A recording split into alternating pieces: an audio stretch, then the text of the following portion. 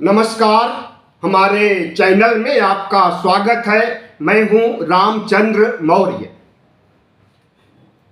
सरयू नदी के किनारे अयोध्या में राम मंदिर से 800 मीटर की दूरी पर 28 मार्च को आग लग जाती है और 1251 हवन कुंड जल करके स्वाहा हो जाते हैं।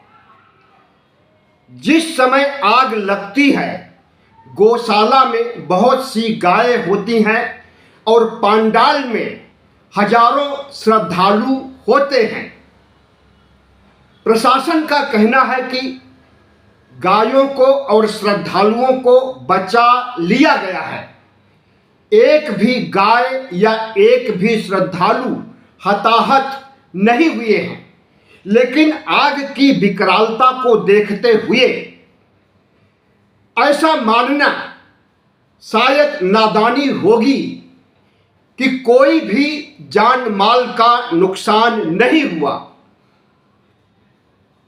यज्ञ हवन के आयोजक स्वामी जीयर का बयान कि भगवान ने अग्नि का रूप धारण करके यज्ञ की सफाई कर दी। 9 दिनों से यज्ञ हवन चल रहा था और 9वें दिन, जिस दिन पूर्णाहुति थी, उस दिन दोपहर 12 बजे आग लगती है। और आग लगने की वजह बताई जा रही है कि यज्ञ हवन के दौरान जो नारियल हवन कुंड में डाले गए थे, वह नारियल फट गए और जो चिंगारी उठी हवन कुंड से, वह पांडाल में कपड़ों पर बांस बल्ली तक पहुंच गई और आग लग गई। यज्ञ हवन का भी क्या कोई प्रोटोकॉल होता है? अगर नहीं होता है तो क्या नहीं होना चाहिए? स्थानीय प्रशासन और आयोजकों ने कौन सा सेफ्टी के लिए इंतजाम किया था? कौन सा प्रोटोकॉल पालन करने का नियम बनाया था? आग तो कभी भी कहीं भी लग सकती है, लेकिन जब यज्ञ हवन हो रहा है, हवा चल रही है, पंडाल सजा हुआ है, तो ऐसे समय एहतियात बरतना आयोजकों का और प्रशासन का काम था। बहरहाल अग्नि पर कंट्रोल पा लिया गया, अग्निशमन दस्ते आए और नियंत्रण स्थापित हो गया। लेकिन जो नुकसान होना था वह तो हुआ ही। गनीमत की गायें नहीं मरी और श्रद्धालुओं के भी हताहत होने की खबर नहीं है। पूर्णाहुति के दिन फटा नारियल, क्या आयोजकों को, यज्ञ हवन करने वालों को यह पता नहीं था कि अगर समूचा नारियल डाला जाएगा आग में तो वह फट सकता है? क्या इतने अनाड़ी थे कि पहली बार यज्ञ हवन कर रहे थे? ऐसे तमाम सवाल उठते हैं जिसे आप आस्था के खिलाफ मान सकते हैं। और सबसे बड़ा यक्ष प्रश्न तो यही है कि आज के 21वीं सदी में, विज्ञान के युग में, AI क्रांति के युग में, जब सारी दुनिया ब्रह्मांड तक पहुंच चुकी है, वैज्ञानिक तरक्की कर रही है, चांद सितारे हर जगह इंसान की उपस्थिति मौजूद हो गई है, ऐसे समय में भारत में अंधविश्वास और पाखंड को बढ़ावा देना क्या सही है? कतई नहीं सही है। बाबा साहब डॉक्टर भीमराव अंबेडकर होते तो ऐसी घटनाओं के लिए कड़ी निंदा करते। बाबा साहब का कहना था कि धर्म को तर्क और विज्ञान की कसौटी पर परखा जाना चाहिए। जो प्रथा विज्ञान, स्वास्थ्य और सामाजिक न्याय के खिलाफ है, ऐसी प्रथा का परित्याग कर देना चाहिए। बाबा साहब का यह भी कहना था कि मैं ऐसे धर्म को नहीं मानता जो विज्ञान से टकराता हो, अंधविश्वास और पाखंड के पीछे आजकल की ब्राह्मणवादी व्यवस्था, मनुवादी सरकार आखिर क्यों पड़ी है? करोड़ों रुपए या यूं कहें कि सैकड़ों करोड़ रुपए 9 दिन के यज्ञ पर खर्च किए गए होंगे। अगर यही पैसा विकास कार्यों पर खर्च किया जाता या बेरोजगारी उन्मूलन के लिए खर्च किया जाता तो हजारों बेरोजगारों का कल्याण हो गया होता, और अगर विकास पर खर्च होता तो भारत विकसित राष्ट्र बनने की दिशा में आगे बढ़ता।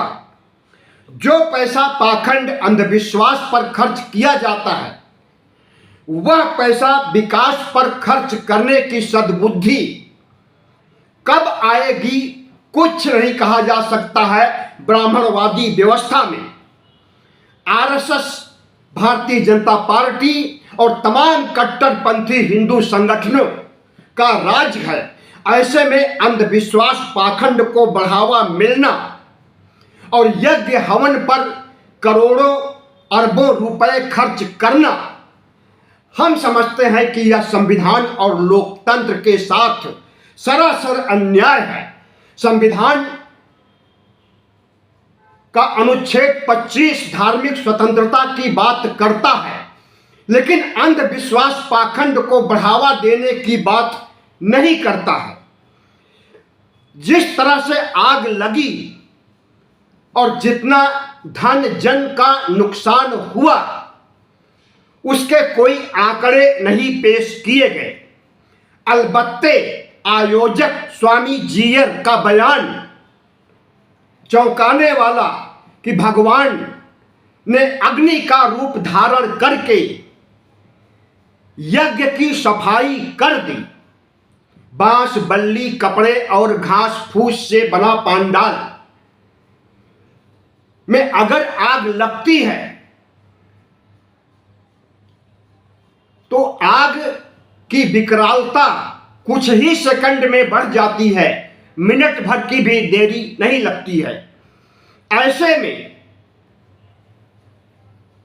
सुरक्षा के लिए क्या इंतजामात प्रशासन ने किया था, क्या इंतजाम आयोजकों ने किया था, और जो नुकसान हुआ है या जान माल का नुकसान हुआ है या गाय मरी हैं, तो उनके बारे में सच्चाई क्यों नहीं बताई जा रही है?